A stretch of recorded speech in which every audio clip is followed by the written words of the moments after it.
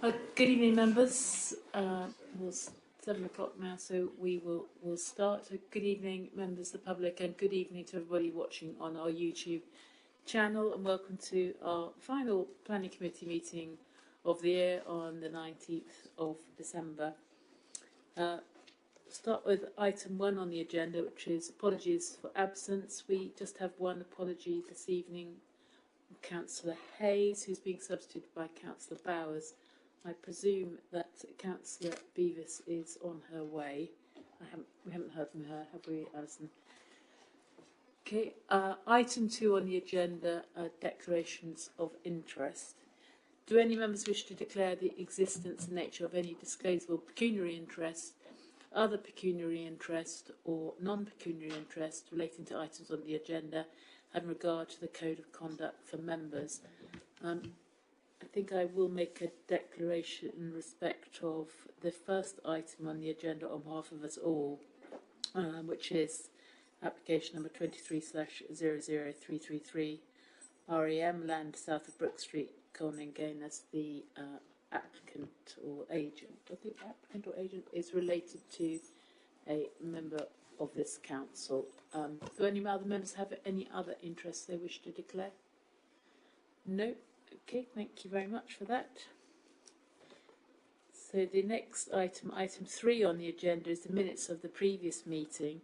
I have before me the minutes of the meeting of the Planning Committee held on the 28th of November. Is it your wish that I approve these as a correct record? Move, Madam Chairman, as a true reflection. Thank you. Can I have a seconder? Thank you, Councillor Munday. All those in favour of approving the minutes? Thank you, members. I shall just sign those now.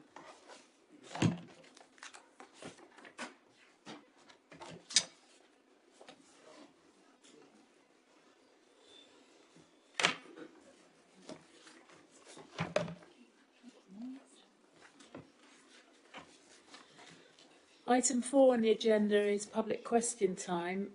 This relates to general questions. We don't have any registered speakers on this item, so we will now move on to the planning applications, item 5 of the agenda.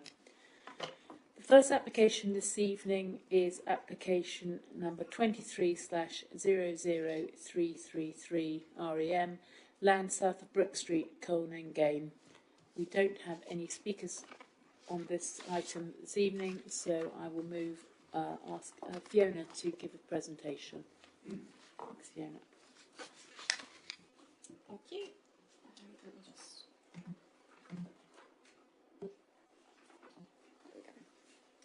Oh, sorry, I've skipped to the end.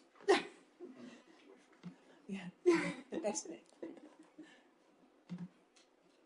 Right, so this is application 23/00333/REM, which is an application for the approval of reserve matters in respect of access, appearance, landscaping, layout and scale pursuant to Outline Planning Permission 21/01309/OUT, which was granted in April of 2022 for the erection of 3 dwellings. So the application site is land south of Brook Street, Colne Gain. So just kind of give you context of where that is. So we've got Earlscombe there in the picture, and Colne Gain is to the northwest, and the red there is the application site. So zooming in here, you can see the outlined area is the application site. So previously, when the outline planning permission was granted, then it was outside of the village envelope, but the now adopted local plan was forthcoming, which includes it within the village envelope.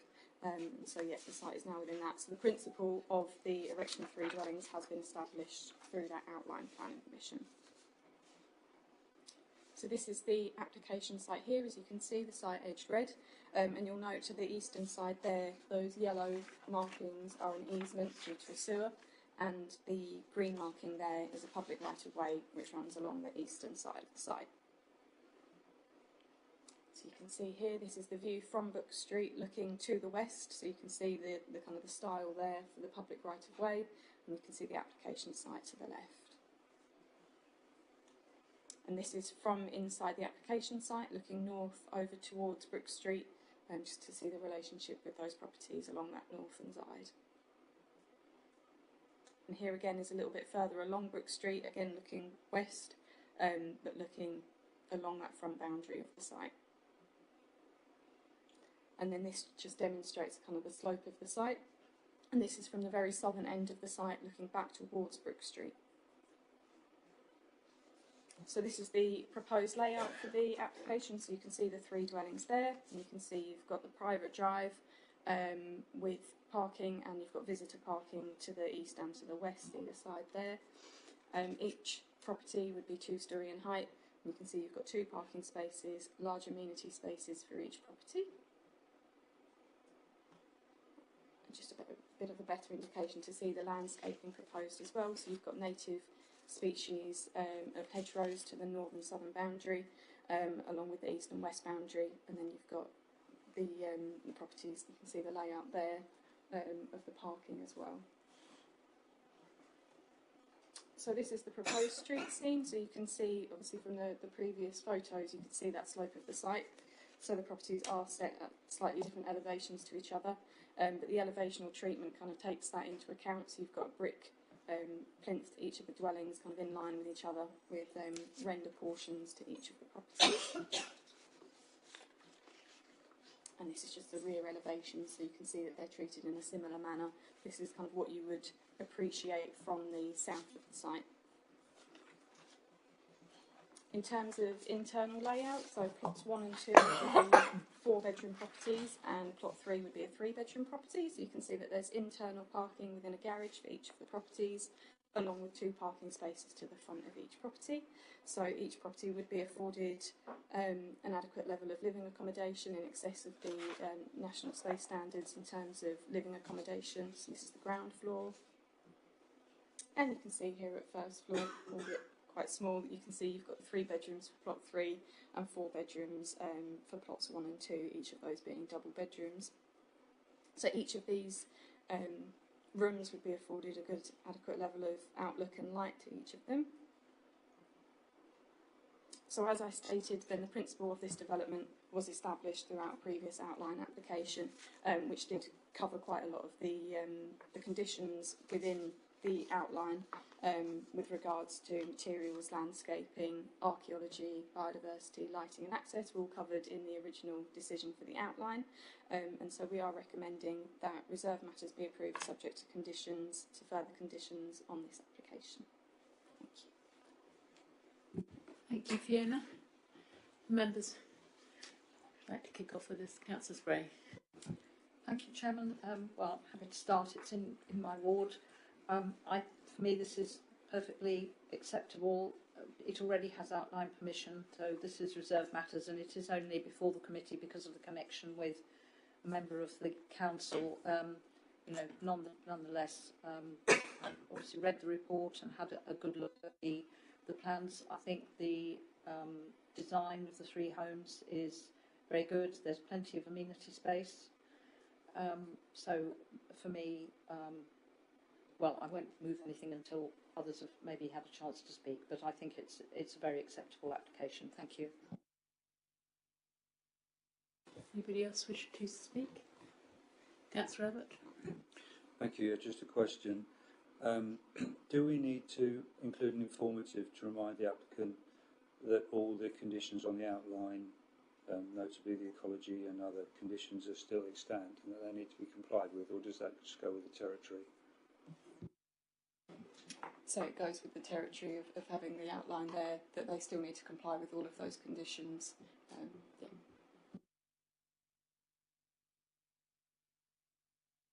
Yeah. Anybody else wish to speak? Would anybody like to move the officer's recommendation? I'll move officer's recommendation for approval. Thank you. Councillor Ritchie, happy to? Happy to second, Madam Chairman. Thank you. Councillor Ritchie. Well, it's been moved by Councillor Spray and seconded by Councillor Ritchie that we grant this application. All those in favour? Thank you, members. That application has been granted unanimously. So now move on to the next item, which is item 5B on the agenda. This is application number 23/01277 full. This is Hangar 1, Rivenhall Airfield, Sheepcots Lane, Silver End. Again, we don't have any speakers on this item, and I believe it's Melanie who's going to give the presentation. Thank you, Melanie.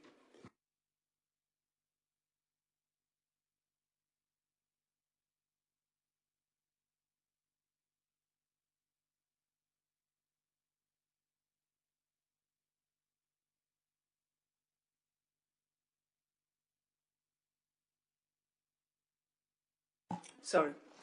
Good evening, members.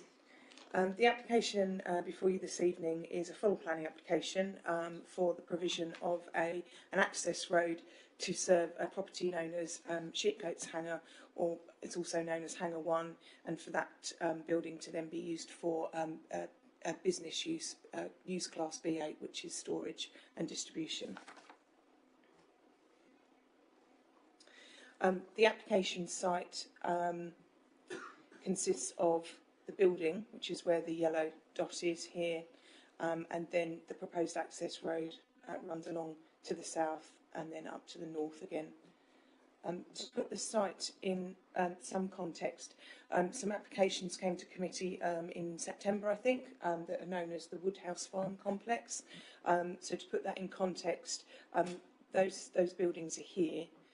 So it's on the far side of the former quarry, or the quarry site over here.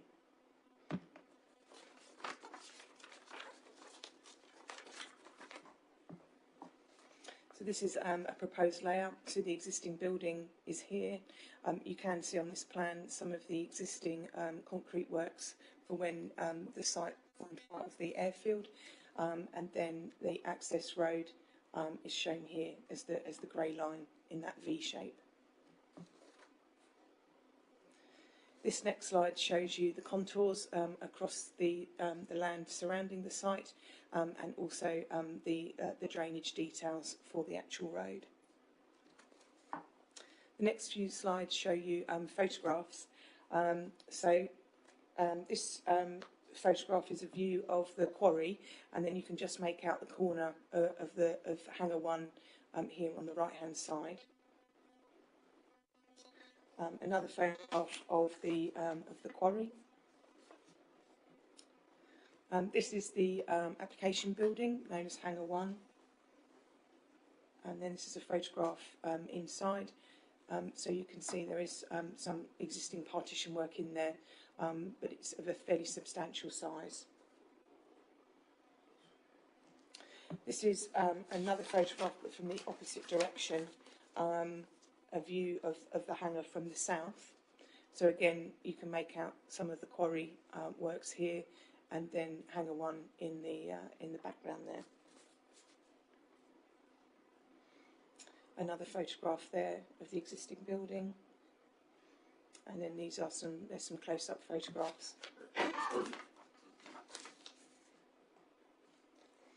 So in terms of way of a summary, the officers consider that the principle of development is acceptable, subject to material considerations, and that the change of use of Hangar 1 is acceptable, provided the building is used for the stated B8 use.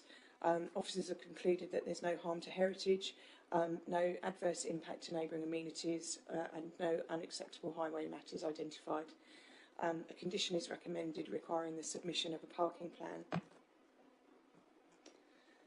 Therefore, the recommendation, taking the details and recommended conditions into account, officers consider that there's no material considerations that indicate that decisions should not be made other than in accordance with the development plan, and the recommendation is for planning permission to be granted, subject to the conditions as set out within the agenda. Happy to answer any questions. Thank you, Melanie. Councillor Abbott. Thank you, Madam Chairman, and for the officer presentation. On the face of it, this is a relatively straightforward application, and this hangar was previously used for commercial use. It's actually it's the surviving hangar of two. There was another similar hangar over the other side of the airfield, but that has been destroyed to make way for the footprint of the waste site. It was destroyed some years ago. And also, it's similarly, on the face of it, it's not controversial that they are re-providing a track that used to be there. This is in the ward I co-represent with Bob Wright, and I've walked all of the airfield, or most of it, over the years, and there used to be a lot of internal taxiways and obviously the runway for the old World War II airfield, which have almost completely gone now. So the access was along one of those, so it's in effect not controversial that it's re-providing it. However, there's always a however, isn't there? the slide the officer showed was sort of very green and verdant. Is proposed to be an enormous industrial development of greenhouses to grow tomatoes, cucumbers and other products, which are allegedly going to use heat and electricity from the incinerator. Now, the reason I'm raising that is that in the officer report it says that that area is for biodiversity gain once the quarry is finished, and it would be if those didn't go ahead. And so for those of us locally, it's very confusing because the application has not been submitted yet, but if and when it comes in for the glass houses, and you'll see how big they are absolutely colossal. Apparently that would be determined by Essex County Council. So my first question is, do we have to have any view on that juxtaposed with this application, particularly given the access road could be used in part as access to that other development? And I think that sort of brings me to the point about cumulative intensification. This whole area is being developed until the pips squeak with quarry, waste site, glass houses, and other commercial developments, plus the potential for the pylons to come through there. And it's a piece of countryside which is going to look very, very different in a few years' time if all of those come to pass. I'm pleased to see there's a hedge going to be planted along the access road. That's obviously a benefit. So that's really my question, my main question, as to how this works in terms of the planning process. But I also have another question.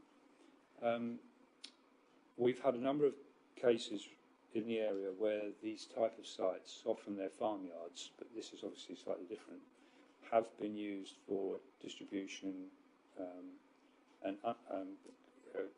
Mr. Pagey was at the meeting this afternoon when I mentioned sometimes unauthorised use for distribution with HGVs. Do we have any control over HGV parking at night on this site? Because I couldn't see that in the conditions, or at least it didn't appear to me that was in the conditions. Because if not, I would think that's quite a significant consideration that the site will be used for that purpose. Thank you. Okay, well, I'll pass those questions on. Obviously, we are dealing tonight with this specific application, not anything else that may be or may not be in the surrounding area, but perhaps you could come back to me, Chris. Thank you, Madam Chairman. So, yes, that's exactly the position, really. So, in relation to your first question, Councillor Abbott, the application before you is for the use of this building and the creation of the access road. So, any future proposals will be subject to a planning process and consultation process, and will be determined by the relevant authority. So, I think what you've set out is correct, but that's not currently a current application. We need to consider this on its own merits, and members this evening need to make a determination based on the proposal before you, rather than considering a matter that doesn't benefit from a consent at present.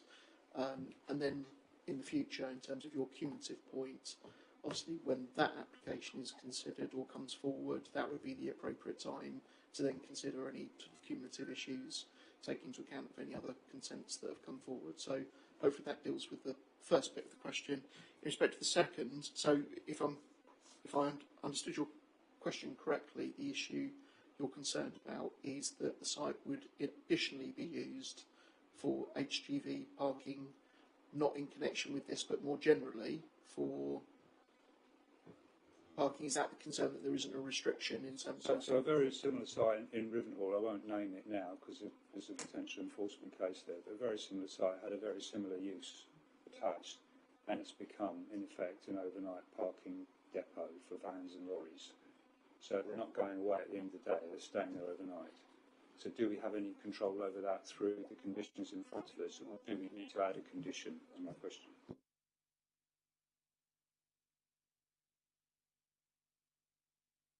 I think we can have a condition, Councillor Abbott. So I think I can find the number. I think we've got a recommended condition for a parking layout plan already. So we could either adapt that condition or have it as a separate standalone, which would prevent HGV parking on the site outside operational hours. So I think we've got the hours of operation of the units, so we could construct a condition on those lines. I suspect if that's yep.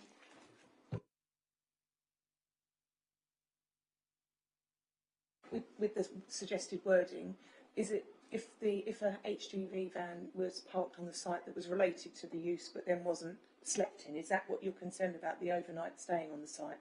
So, because I'm just a bit concerned if a lorry was left there overnight and then wasn't moved off, then in theory it could be conflicting with that policy, with that condition.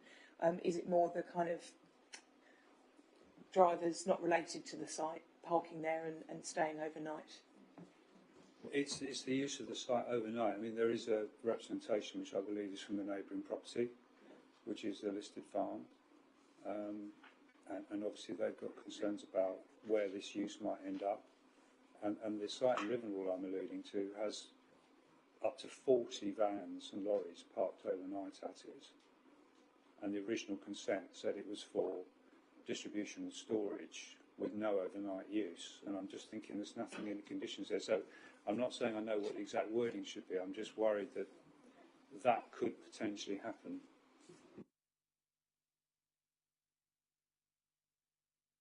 Councillor Abbott, I think we can, if members are minded, I think we can add a condition. So we've got the hours of operation. So obviously during operational hours, we'll have HGV movements to and from the site, and obviously there would be parking, which is included within the transport assessment. So obviously during the operational hours, there will be HGV movements to and from the site, parking on the site. What we can control is after those operational hours, we can say that there should be no HGV parking on the site. So I think we can control that, and we've also got the parking condition, which is condition 4 as well.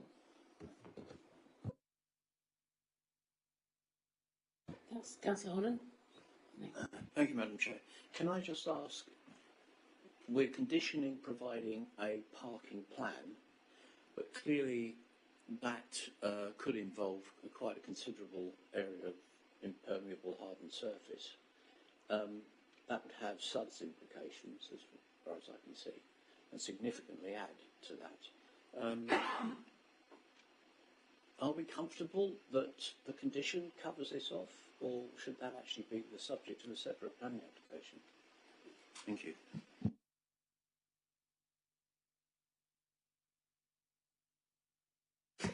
I don't know if I'll have a look to see if my photographs do show it. So there's a fairly substantial area of hard standing already. I'll skip back to the photograph just to show you that one there. And unfortunately, if I then turn the camera to the right hand side, it then extends further there. I have measured that area, and I'm comfortable that that area is large enough to accommodate the number of spaces required. But what we're missing at the moment is that final detail of just showing exactly where the spaces would be marked out. Sorry, thank you, Madam Chair. The reason I'm asking is linked to Councillor Abbott's question, in that if this site was to be used for overnighting for, you would need more parking than is currently there. So does that actually, on a practical level, protect us from inappropriate usage overnight? I think, Councillor Hunt, so given, assuming that, well, we have the hours of operation, so outside of the hours of operation, the site would be effectively closed off.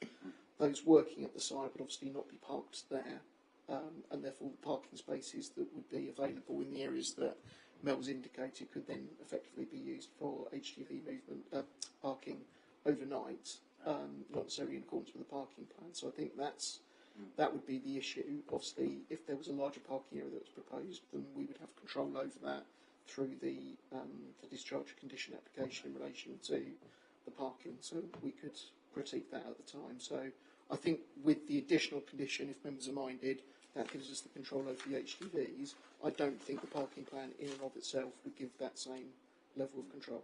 Thank you. Councillor Ritchie.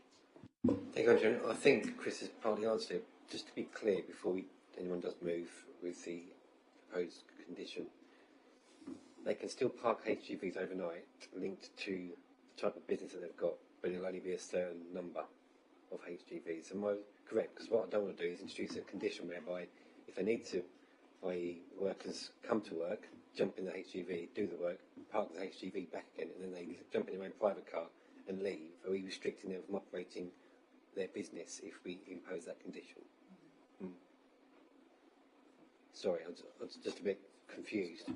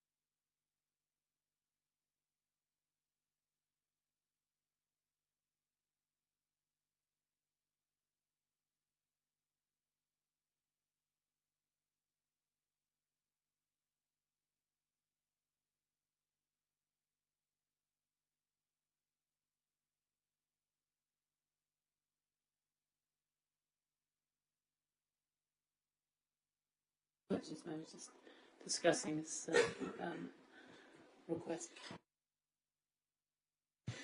Apologies, members. So, really good question, Councillor Ritchie. If we were to add a condition to restrict HGV parking overnight outside, that's clear, it meets the test for a condition, and I would say it's enforceable on the basis that it would be very easy to identify if there are any HGVs parking on the site overnight, because there'd be in clear breach of that condition. The issue would be is if we try to exclude any HGVs that were parking on the site in relation to the business, we've then got the issue of, I think, in terms of enforceability of the condition, because we would have to establish whether or not that HGV was actually in connection with the business, and that could be next to impossible to achieve. So I think we could have a condition to say no HGVs should be parked on the site overnight, or if the ask was could it be restricted purely for parking for the business, then I think we are probably in the realms of relying on the parking layout plan to restrict the area of the parking. But that said, given that's going to be for normal motor cars and vehicles, you would still be able to get some HGV parking on there, obviously not in the bays that are indicated, but the space, when vacated, could effectively be used. I'm not sure we could control through a planning condition because of the issue around enforceability of that condition. If you were to say, with the exception of HGVs in connection with the business, I think that becomes problematic if we were to do that, and I think we'd be raising the expectation that we could enforce that condition, where the reality is it would be very difficult to ascertain the owners of those vehicles. So, in members' hands, I think, in terms of the level of control that you want to try to apply, the parking plan condition would, to some extent, limit the area. So, in terms of the number of physical vehicles that then could be parked on the site, that would be limited. But yeah, I think we would struggle to build that into the condition. Thank you. Can I just clarify, Councillor, is your concern people staying overnight in the vehicles, or the vehicles themselves being there? It's about it becoming a depot for HGVs and other commercial vehicles overnight, full stop. And the one in Rivenhall, they take no notice of where the allocated parking is. They go and park in the neighbouring field as well. And there can be dozens overnight there. And there are residential properties, and then they're starting up early in the morning, and the residential properties, they are tenants, so they don't tend to make a noise about it because they're afraid of upsetting the landlord. And I agree, this is a difficult one. I do agree with that, but just that is my concern, that's where this could be headed, unless there's some form of control. There's actually a number So yes, to answer your question directly, it's not just an issue of whether people sleep in them overnight. It's just the use of the site for that type of use. Okay, thank you, I understand. Councillor Beavis, you wanted to speak, I think. Thank you, Madam Chairman. I'm sort of in that territory as well, and I'm looking at the hours of operation, and my kind of automatic feeling goes towards how is this going to be enforced when it sort of sets out when the business is not to operate, and we've seen the size and the scale of the building there. I mean, the opportunity for it to escalate, I think, is quite obvious in terms of the size of the scale of the building and that parking provision. The other thing I'm slightly nervous about is when it speaks about, the putting this restriction into place because of the sort of vicinity and neighbouring properties. I can't see anything about lighting. I might have missed it, about a lighting policy for the application. And again, I'm slightly nervous because of its rurality. I just feel it's not quite complete.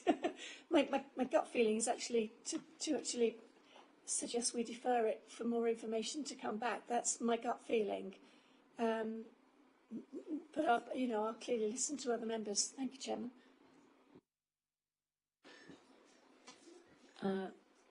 Mel, do we have? I don't think we do have a lighting condition, do we?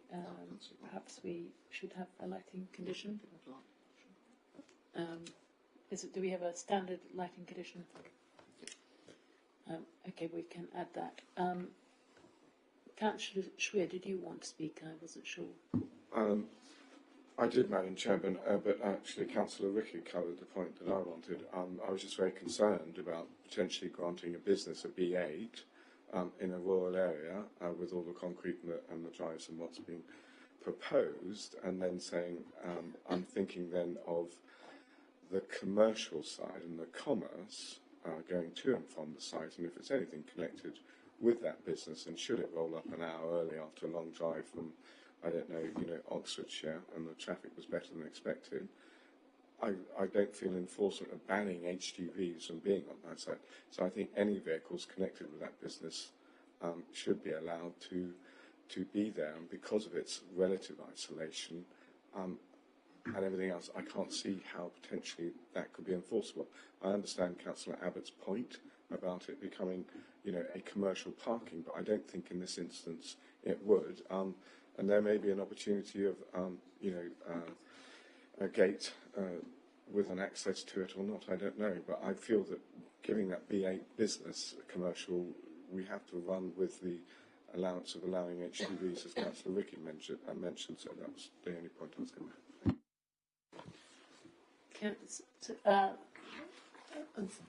Councillor Basden, would you like to speak? But also, Chris Padgett would like to suggest something, but would you like to speak first, Councillor Basden? I understand why Councillor Abbott is doing or trying to do what he's doing and agree with it. However, this is a scenario, and this happens all the time with HGV drivers and storage depots. So the driver turns up with his lorry and he's out of hours, and he's worked it so that he's out of hours when he gets there. He then has to stop for a break. Legally, he has to stop.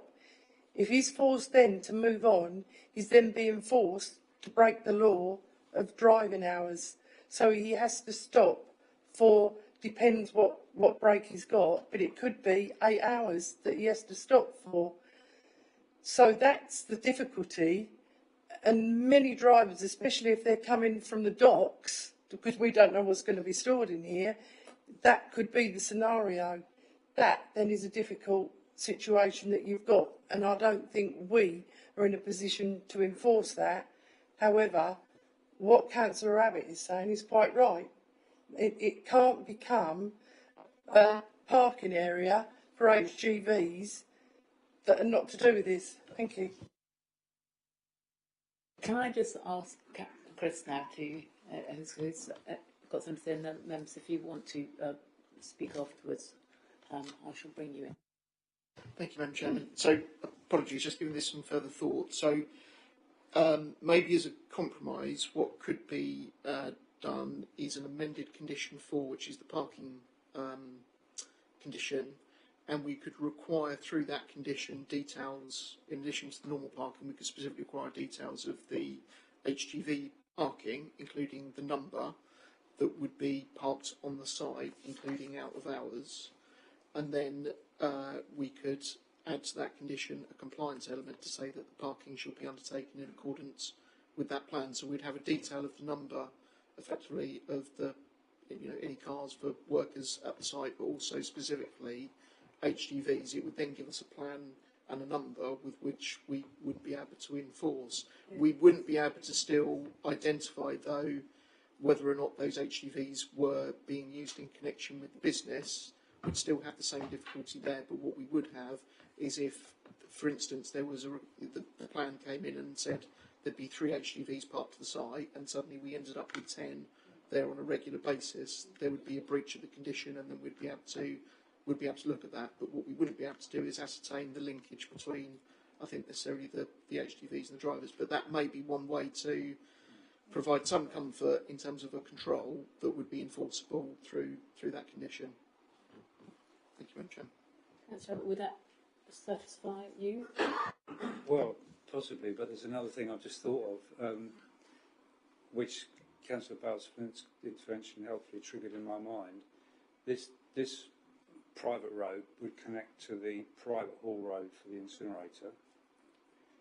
That private haul road is gated and has hours of access onto the A120 at Bradwell.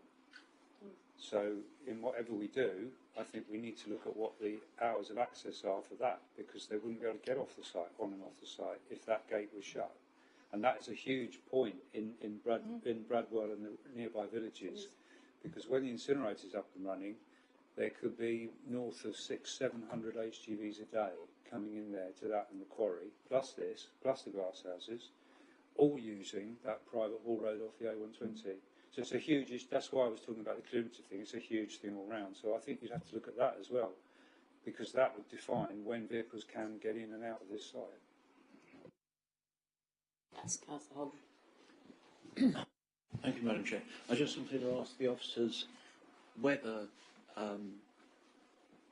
if you observe at a site that there is general parking of HGVs going on over and above what the site was consented for, in this case B8, can we differentiate those two things? Can we say you're using this for as a parking space for overnighting vehicles, which is not part of actually what the purpose is defined in the consent you've got, and therefore you're in contravention of your planning? So thank you for the question, Councillor Holland. So the difficulty is if we require a parking plan through condition 4 as suggested, we'll have a layout there which could include a maximum number of HGVs that can be parked on the site and the arrangement of them in terms of the parking. So if we had a situation, as I said, where that approved parking plan was limited to 3 spaces, and then we ended up with 10 HGVs being parked on the site, there would be a breach of that condition because there'd be more HGVs parked on the site. So that's something in terms of the test for the condition. It would meet the enforceability test because it would be easy to identify, and we'd be able to ascertain where actually the level of HGV parking on the site is in excess of the condition.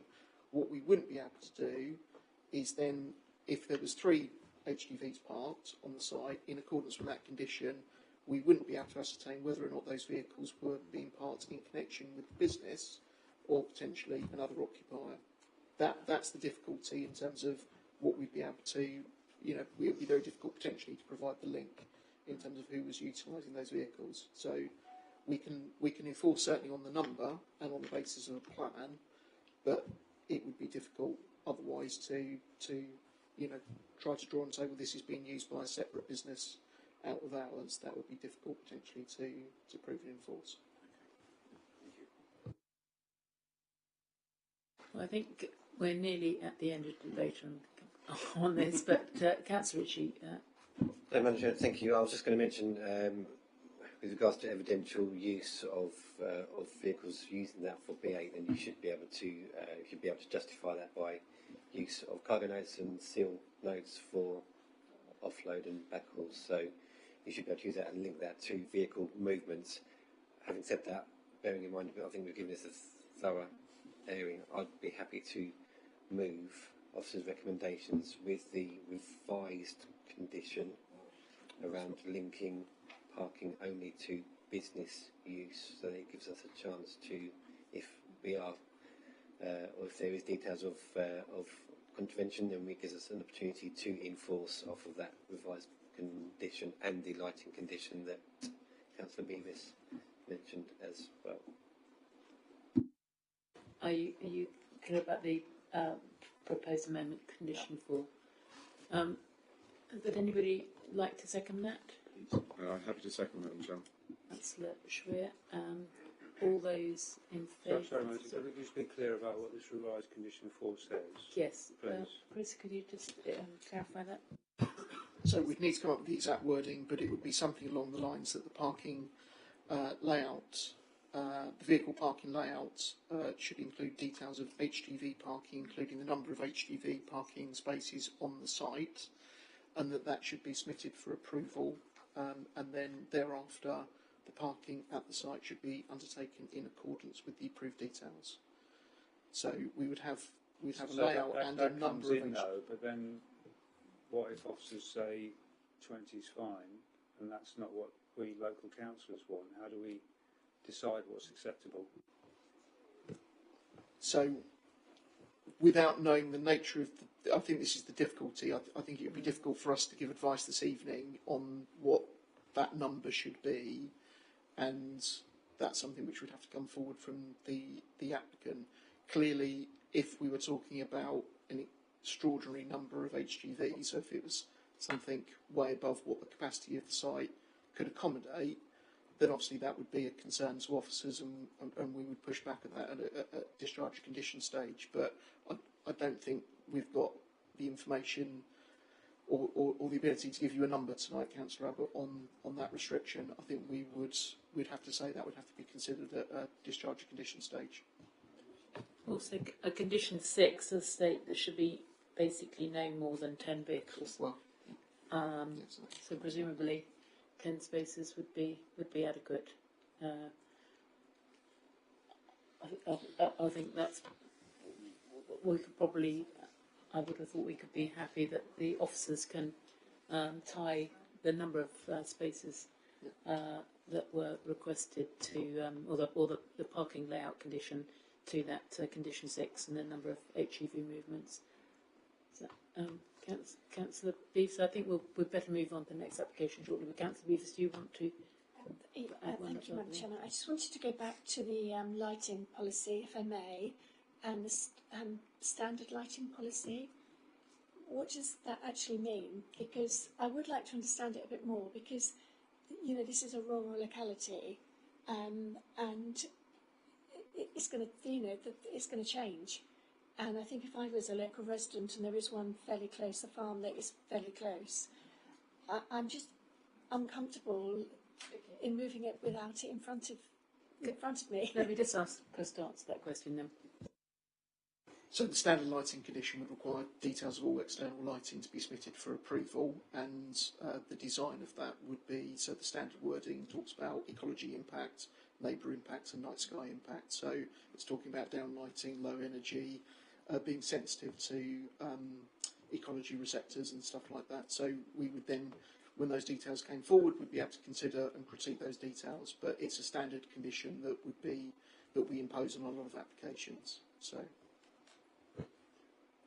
Okay, well, I think I'm going to move to the vote on this. I think it's been, I've got this correct, but moved by Councillor Ritchie, I think seconded by Councillor Schwer, that we grant this application with the amended condition 4 and a standard lighting condition. All those in favour of granting that with the amendments. Thank you, members. All those against? Abstentions? Members, that application has been granted.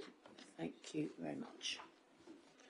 So I'll now move on to our last application this evening, which is application item number 5C on your agenda. It's to be found at page 42 of the agenda.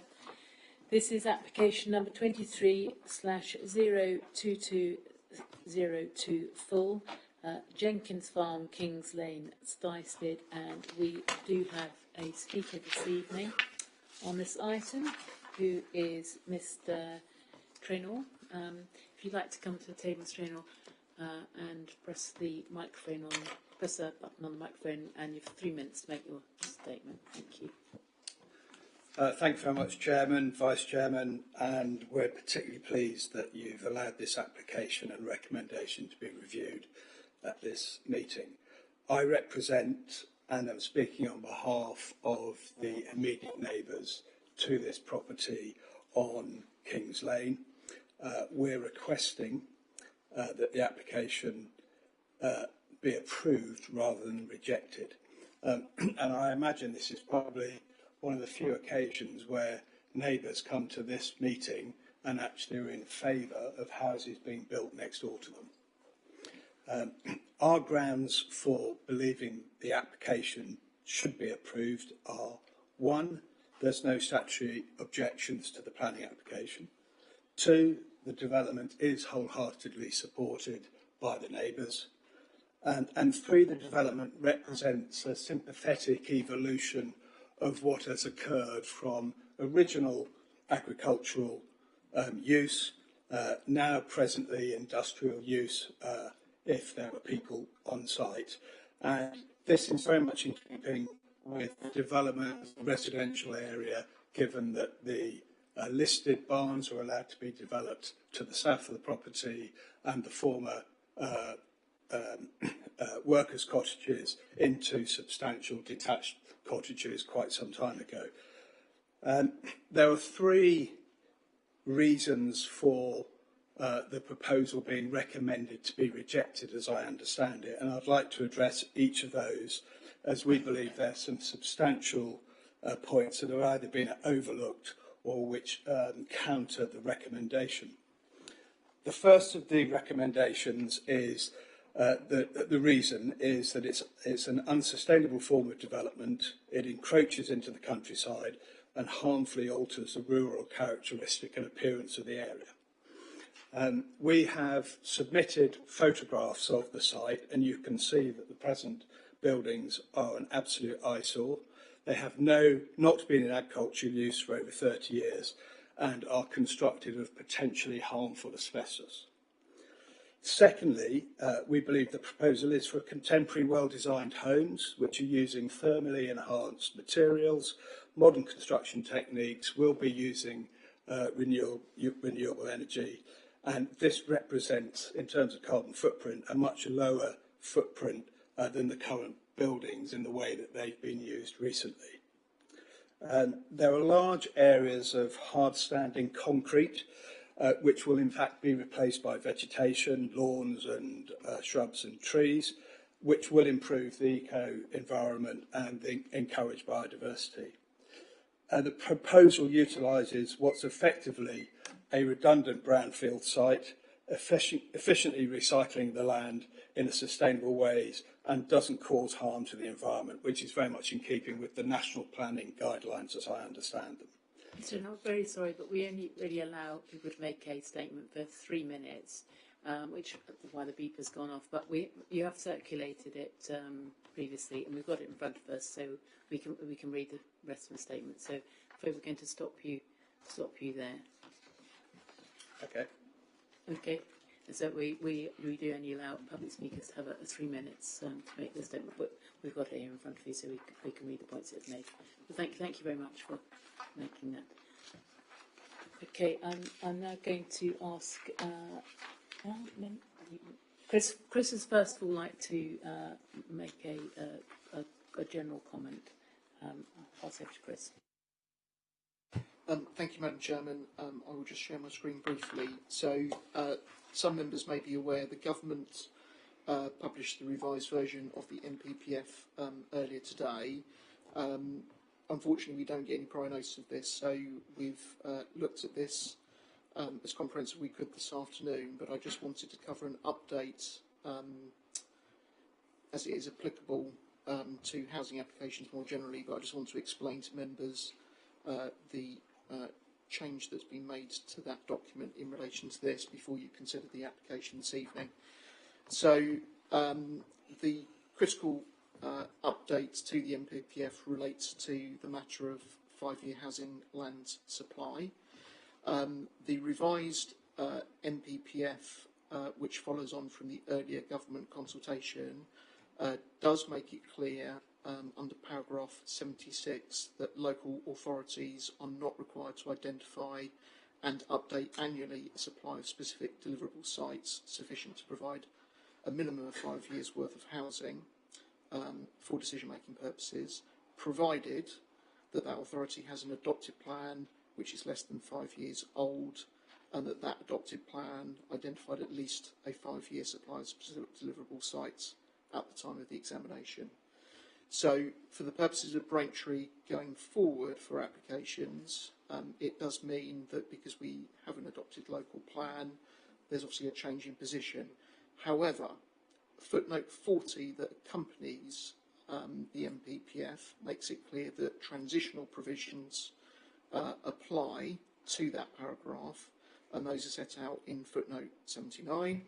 And footnote 79 essentially says that that revised position statement in the MPPF only applies to applications that have been made on or after the date of publication of the MPPF, so i.e. from today onwards.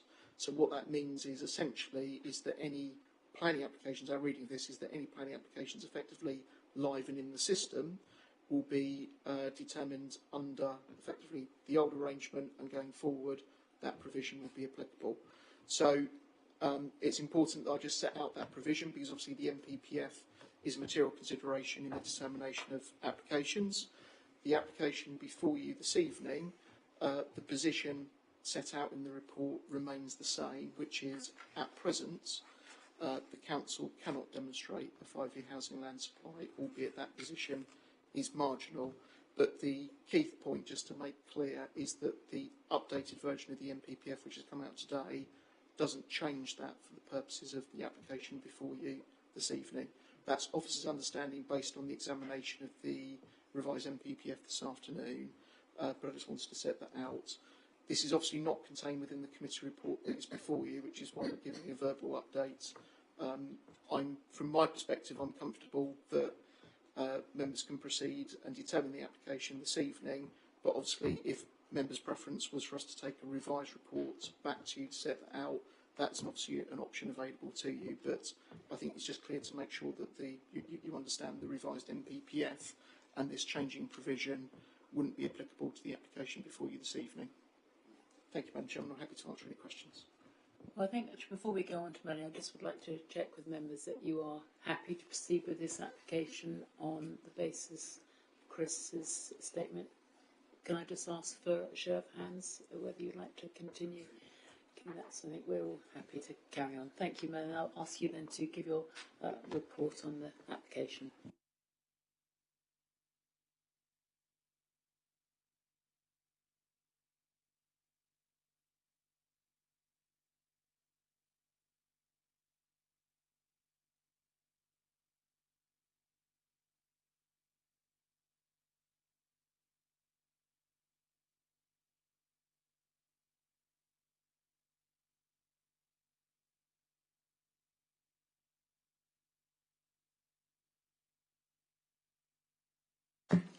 We got there in the end. So this application before you this evening is a full planning application for the demolition of 2 agricultural buildings and the erection of 5 dwellings with associated landscaping and car parking at Jenkins Farm, Kings Lane, Stystead. So this is a block plan of the existing site. We've got the two large agricultural buildings here. I have got photographs later in the presentation to show you their appearance. And then you can just make out on the edge of the block plan here, these are the listed barns that were converted to residential purposes in the last 10 years. And then the properties that our speaker spoke of in terms of the 4 detached dwellings just lie to the north. This slide here just puts the site in context with other development in this area of Kings Lane, Stystead. So this is our application site. We've got the 4 detached properties that run around that bend, and then the listed farmhouse and the converted listed barns to the south. Whilst I'm on this slide, I wanted to draw members' attention to the recent appeal decision that was appended to the committee report that relates to the site across the road. And specifically, there were some paragraphs that I wanted to draw your attention to. So paragraph 10 and 11 within the appeal decision, which is on page 74 of the agenda, make reference to the inspector's conclusions on the sustainability of the site, and specifically saying that the site is some distance from the village of Stystead, and access would be via an unlit road with no demarcated footpath, which would limit accessibility by sustainable means such as by foot or bicycle. And then at paragraph 11, the inspector says that for the above reasons, the proposed road would be located remotely from services and facilities that future residents could reasonably expect to access by sustainable means. Due to the location, residents would be reliant on a private vehicle.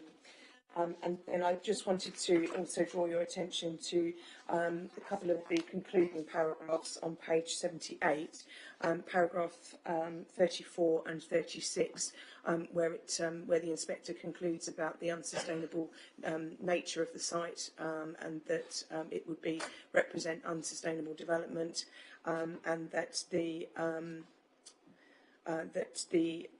harm arising from that unsustainable development would outweigh the benefits that had been put forward on that site.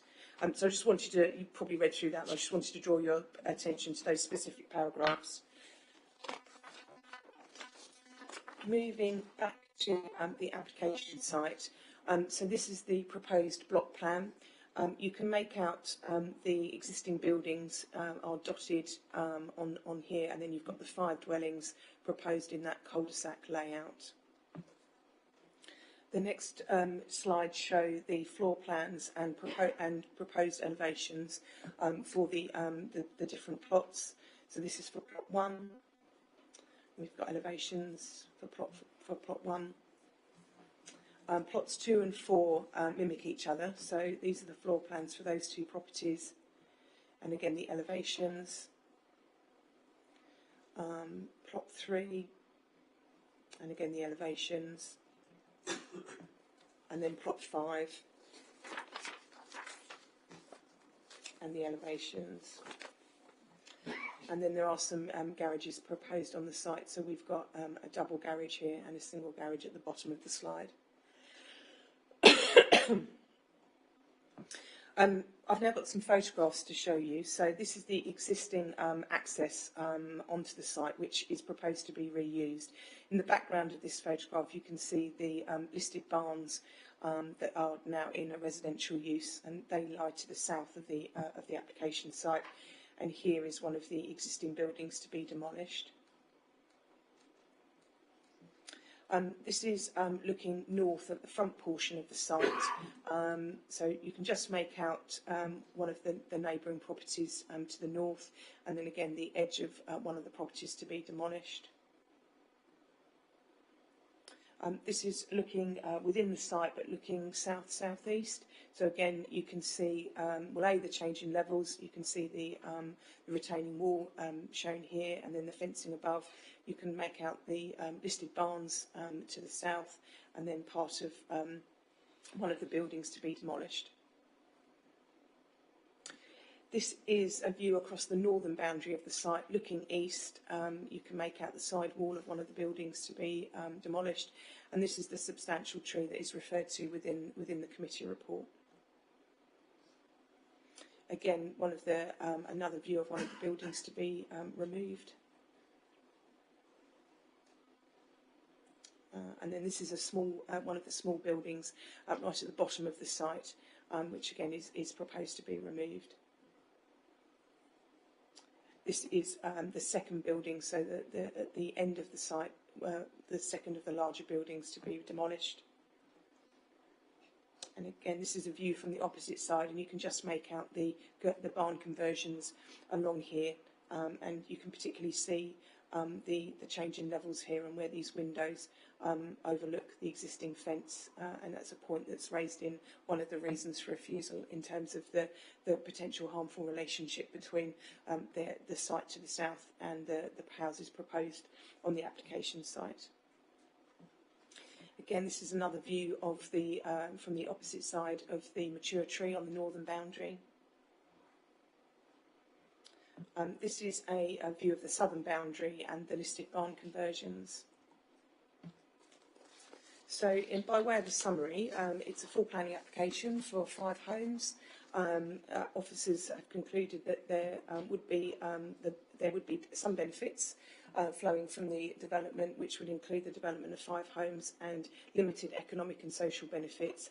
However, there are a number of adverse impacts, particularly the fact that the development is outside of the development boundary and therefore contrary to policy LPP1 of the adopted local plan. Heritage harm has also been identified. As I've mentioned in the committee report and also in my presentation, officers consider the site to be unsustainable, and there would then be a reliance on private vehicles. We also have raised concerns about the proposal being out of character with the neighbouring area, and there'd be an unacceptable impact on neighbouring amenity.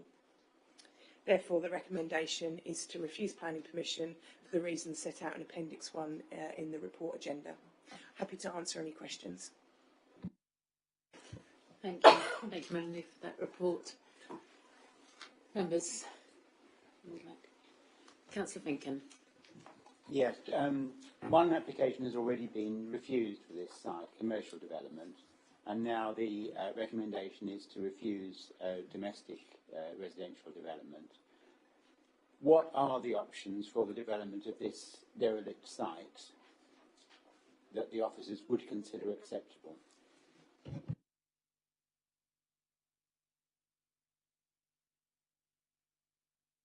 Just wanted to come back on a point of clarification, which I meant to do during my presentation. Actually, is that the previous application for commercial use of the site was actually withdrawn. The application wasn't determined either way by the local authority. It was withdrawn, and the planning history for the site doesn't show that the site does have any valid planning permission for commercial purposes. So although the site has been historically been used for commercial purposes, that doesn't benefit from a grant of planning permission. I think Chris was going to come back on point in terms of alternative uses. So thank you for the question, Councillor Finkin. So there is, I suppose, a presumption generally within the NPPF around reuse of brownfield sites. There isn't a specific allocation included within our recently adopted local plan for this site, so it does fall within an area outside of development, and the local plan is obviously, in terms of the development plan, that's the starting point for decision making, and any decision obviously contrary to that needs to have regard to material consideration. So there is the brownfield element. I'm not sure it's for officers of the local planning authority to set out what would be acceptable against them circumstances, because the development plan sets out that actually the development of the site, it's beyond development limits, and therefore by default it's contrary to the development plan for a residential reuse. So in terms of other reuses, we'd have to examine proposals on a case-by-case basis based on and assess the impacts of that. But there's several elements here in terms of the conflict with the development plan, and then also the specific concerns that with the details of the scheme. So without trying to be unhelpful, it's difficult to answer that particular question because it's not for us to define what would be appropriate given the position of the development plan on this. Could I just also clarify? I think we did have an email from the applicant who I think said that the site actually is in commercial use at the moment. It's not actually derelict. There are 2 businesses operating from there, albeit, as you say, without extent planning permission. That's correct, isn't it? Yeah. As far as I was aware, when I carried out my site visit, it was only the small building at the far end of the site The gentleman that I met on site said that that's currently occupied by a tree surgeon, and that the two larger buildings that I showed photographs of aren't currently being used at the moment. That may well have changed, because it's been a month or so to 6 weeks since I did my site visit. Councillor Holland. Thank you, Madam Chair. Am I right in thinking that as the site has been used for commercial purposes for more than 10 years, that effectively the principle of development on the site has in fact been demonstrated, despite the fact there's no formal planning consent there? No, you're not, unfortunately. No, for a site to be considered that it's been in use for 10 years, and that as an application for a certificate of lawfulness, if that were to come forward, the onus is on the applicant to make that demonstration and provide evidence that for a continuous period of 10 years, and if those buildings are currently vacant at the moment, there's already a gap in terms of within that 10-year period. So if they can provide the evidence to demonstrate that for a 10-year continuous period prior to the date of any certificate of lawfulness application, we would consider that, but it's not automatically given. And given the fact that the two main buildings on the site are vacant at the moment, I'm not sure that they would be able to provide the relevant evidence to demonstrate and support a certificate of lawfulness application. Councillor Spray. Thank you, Chairman. I don't disagree with some of the points made by the speaker this evening, in that the buildings are they're in a poor state. They're not particularly attractive to look at all. And yes, it is unusual actually to have a group of neighbours who are in favour of the development. I think that is quite unusual. It's often the reverse when these applications come before the committee. However, we do have a very recent appeal decision 2 weeks ago, I think. An inspector ruled on that. Mel did refer to it and quote from it. I was actually also going to quote from point 34 of the inspector's decision, so I won't repeat what she said, except, and this was for one building, so not even 5, just one residential dwelling, where an inspector said that it would be unsustainable development in the countryside and conflicts with the development plan.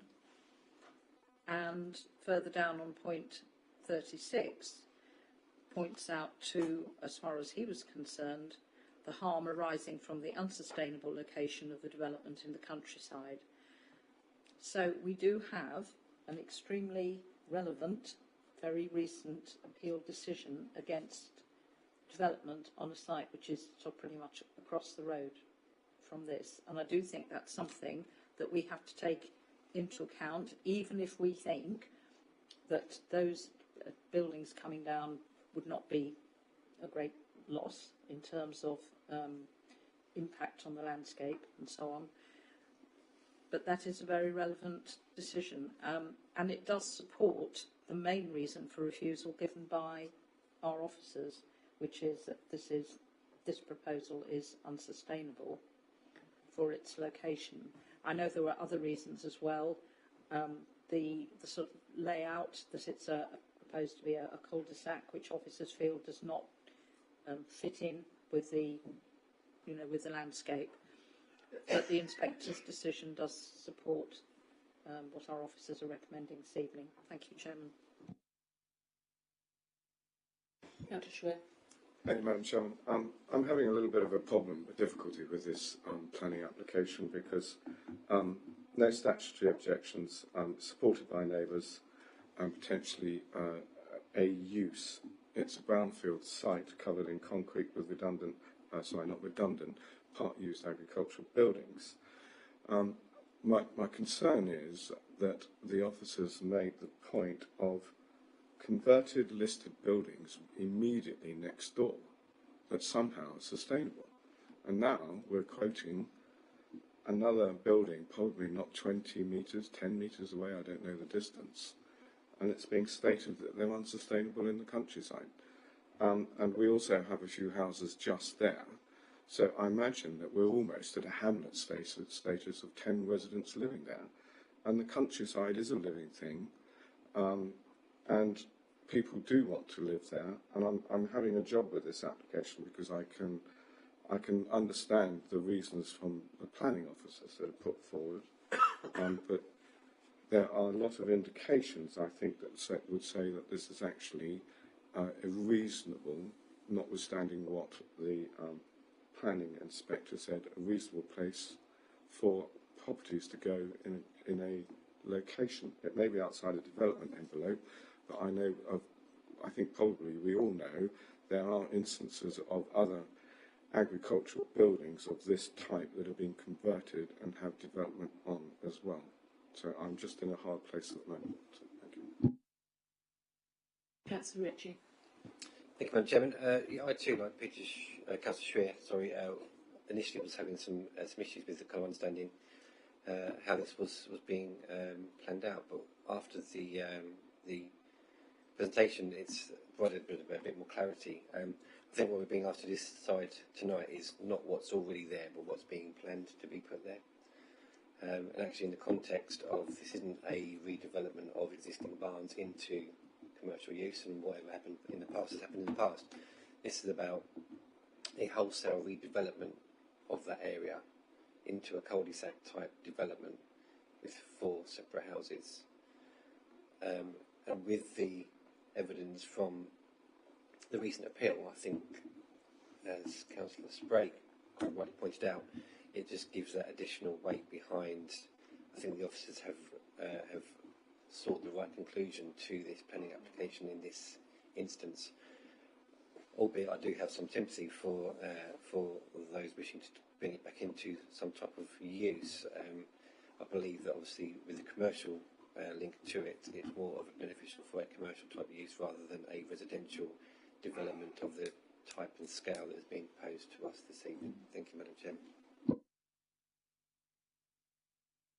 I guess can let Chris come back and then I'll Councillor Holland. Thank you, Madam Chairman. I just wanted to come back just on a point of clarification really for Councillor Schreer's comment, just in terms of the historic nature of the site and what's gone on. So in terms of the policy position, so in terms of the local plan, in terms of a commercial use, the policy is very much focused about conversion of existing buildings in the countryside as opposed to new build buildings in the countryside. And that's a change from the previous plan that the emphasis is around conversion. In terms of the residential and the listed buildings, again, there are separate policies that deal with conversion of listed buildings, and particularly in terms of trying to find a viable use to maintain the heritage assets. So there's a separate set of criteria for those types of proposals. So I just wanted to provide it. I understand the point you're making. I'm not trying to, but the policy criteria, different policy criteria apply for both a standalone commercial, conversion of a listed building to residential or commercial, and what we have here, which is effectively a new build residential proposal. Thank you, Chairman. Yes, just before I pass on to Councillor Holland, I mean, I see sort of my problem on the sustainability point is obviously I think the argument is that it's not sustainable for a private car, but it is sustainable for commercial vehicle, both vehicles. I'm not quite sure I can see why one can be acceptable but the other not. But I will pass on now to Councillor Holland. Thank you, Madam Chair. I have great sympathy for the representations of the residents of the neighbouring properties, and on the basis of their written and spoken presentations, I can't see that the last of the adverse impacts listed in tonight's presentation, unacceptable impact on neighbouring amenity, really stacks up. I don't think we can make that case. I also don't think it's out of character with the surrounding area, which is residential predominantly in that particular grouping. The unsustainable location issue is an interesting one because you've only got to look at it on Google Earth, and you readily realise there appears to be a darn great Tesco's, a mile and a half away? Is it less than that? So, obviously Tesco's isn't the only service point providing facilities, but there are probably places within the built-up area boundary of Braintree which are further from facilities, and so I have difficulty with that as well. I fully understand the officers' presentation and why they're saying what they are, but I feel highly conflicted and agree with Councillor Schweer's points. Yes, it may be outside the development boundary, but this is different to the appeal site, which was Greenfield. This is somewhere where there is are buildings already, and those. One of the things I think we really ought to understand is there are clear cases where there are extant, fairly modern, steel-based, asbestos-covered in this case, buildings where we might want to replace them sensibly and with whatever. And you would want to do that because the existing structure is wholly inappropriate to creating sensible spaces for people to live in. You know, there's no point in creating 5,000 square foot or 500 square metre buildings for 3 people to live in. It seems crazy to me. So for me, the overall proposal actually seems sound, and this is a point where we end up balancing the need to support our right-minded local plan and policies against what looks like common sense in this. And in this case, I have to admit that my belief is that I should err on the side of my notion of common sense. I'm not suggesting for a moment our officers have done anything insensible. I fully understand their position. But on this, I'm sorry, I can't agree with the recommendation. Councillor Beavis was next, and then Councillor. Thank you, Madam Chair. I feel myself agreeing with Councillor Schweer and Councillor Holland. I mean, my gut feeling is, looking at the current proposal, that actually it's kind of overdevelopment and it's something on the table to be considered. But I think what the officer is saying is that the current application is unsustainable because it's not a good use of the existing buildings. But if an application was to come forward that demonstrated more of a sympathetic approach to the existing buildings, then it would no longer be unsustainable. That's kind of my understanding. It's just the not the right look and feel to it. I mean, I am really struggling with this one as well on the grounds of some of the policy areas put forward to us. Thank you, Madam Chair. Just let Chris go back on that point about sustainability. Thank you for the question, Councillor Beavis. So the point around the policy position. So the proposal before you is for 5 new dwellings. So it's to remove the existing buildings on the site and to erect 5 new buildings for residential purposes. So it's a redevelopment of the site. It's not involving the conversion of those existing buildings, which was the case with the adjacent listed property. So those the point I was making was that that site was considered under a different set of policy criteria as it related to the conversion of existing buildings. Similarly, if we had a commercial reuse of the site proposed here, the policy position would be focused around reuse as being supportive, but if it was a brand new commercial use, if it was a demolition and rebuild job again, that again is not something which is supported through local policy. The background obviously is brownfield site, so there is a general presumption in terms of reuse of brownfield land that still needs to be considered from our perspective in the context of the overall development plan. And the development plan in this case, in terms of residential development, steers that residential development towards existing built-up areas and those areas which are either allocated in the plan or contained within development limits. So hopefully that clarifies it for you, but it's a full application before you this evening. There isn't the ability to look at a change in layout or reduced number. That's the proposal before you that you need to come to a determination on as to whether or not that's acceptable in planning terms. Hopefully that clarifies. Thank you. Councillor Abbott. Thank you, Madam Chairman. Yes, I was interested in the Tesco point, and I did see in one of the slides what looked like a Tesco shopping trolley. I thought if that came up the A120, that's a medal for the person who brought the shopping home from there, but not so much abandoning the shopping trolley. This is a very interesting application, and I did look very carefully at the officer report, and it is unusual to have local residents supporting housing in a location like this. However, I don't know if anyone's mentioned it yet tonight, but the parish council does not support the application. And obviously they would have looked at, and there was a group as well in the village who look at development issues who also did not support it. So I think that's worth saying.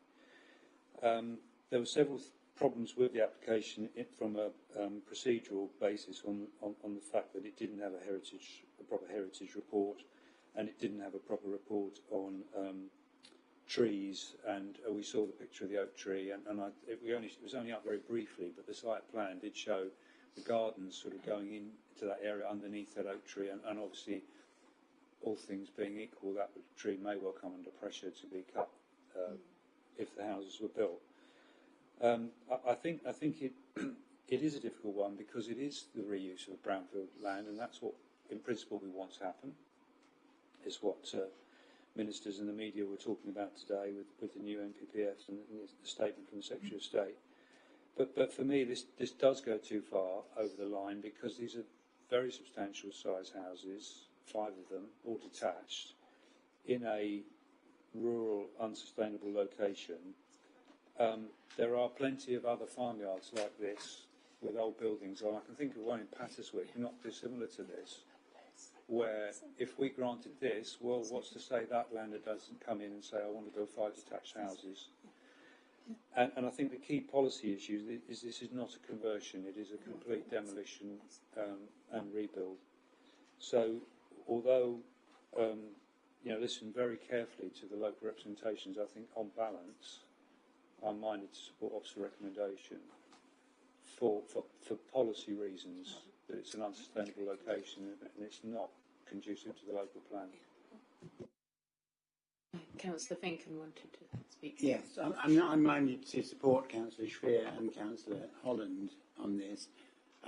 If the committee decided that the principle of residential development was acceptable, but the actual application had many deficiencies, I'm asking you as Chair, how would we proceed? I think I'll speak to Apostle and Chris, but I think we would obviously have to address conditions would have to be dealt with. So, sorry, Madam Chairman, I wasn't sure it was the apologies, Councillor Finkin. Your question was in relation to addressing the deficiencies. Is that, did you mean by condition or right, the actual application itself? Obviously, there are certain members of the committee who think that the application should be supported and that the officer's recommendation should be rejected. And there are others who think the opposite. If the former prevailed, would it be possible to accept that the application for residential development was acceptable, but to also say that the application as it stands, in terms of the detail of it, is not acceptable? And if so, how would we proceed? So thank you for the clarification, Councillor Finkin. So the proposal before you is a full planning application. So it is seeking full design layout of the 5 houses. So members need to consider that on the basis as to whether or not only the principle of development is acceptable, but whether or not the detail contained within the application is acceptable. We haven't got the ability to say via condition to say the layout is not approved or something like that. This isn't an outline planning application, so that's not within this committee's ability to restrict that. So you'd have to consider the application on the basis upon which it's been submitted and whether or not that is acceptable in all elements and whether or not you feel that planning permission should be granted. Obviously, there can be conditions to cover some of the detail aspects, things like materials and things like that, but in terms of the principle, the layout, the design, etc., that's something which comes to your consideration of the application. Hopefully that clarifies it, Madam Chairman. Councillor Ritchie. Thank you, Madam Chairman. So to push this along, I'm happy to move officers' recommendations for refusal and see whether it gets a second and indeed a vote. Thank you, Madam Chair. Just before I seek a second, does anybody who hasn't spoken wish to speak? Okay, seconder, Councillor Abbott. So it's been moved by Councillor Ritchie and seconded by Councillor Abbott that we refuse this application. All those in favour of refusal?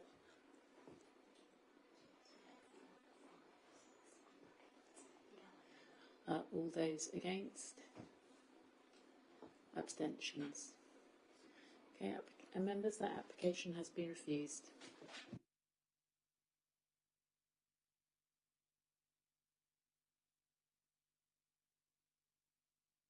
So the last item on we don't have any urgent business, members, and so I will close the meeting at 9:22, and just remains me to wish you all